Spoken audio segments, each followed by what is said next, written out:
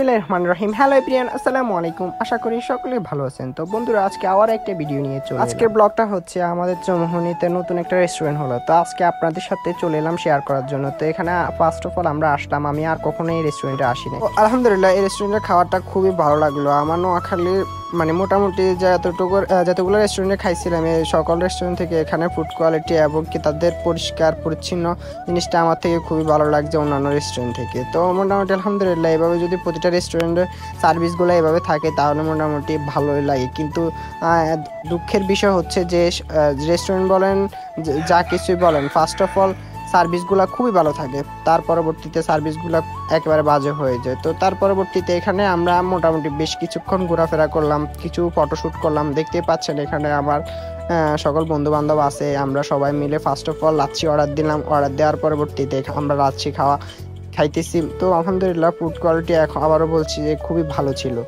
তো আরেকটা কথা না বললেই নয়, রেস্টুরেন্টটা হচ্ছে কার্স মার্কেটের উপরে।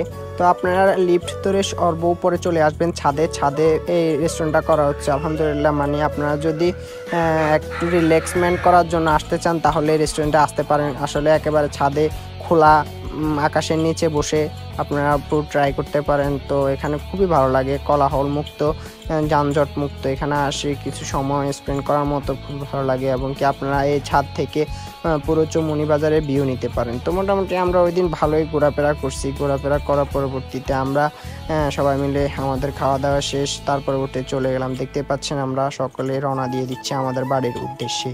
তো এখানে আসার পরবর্তীতে আমরা কিছু আমাদের কাজ ছিল আমাদের খামারের, ওই কারণে আমরা প্রথমত আসার পরবর্তীতে আমরা কবুতরের দোকানে গেছি। এখান থেকে কিছু সদাইপাত্তি কিনে আমরা রেস্টুরেন্টে খেতে চলে আসছি। তো আজকের ভিডিও এই পর্যন্ত।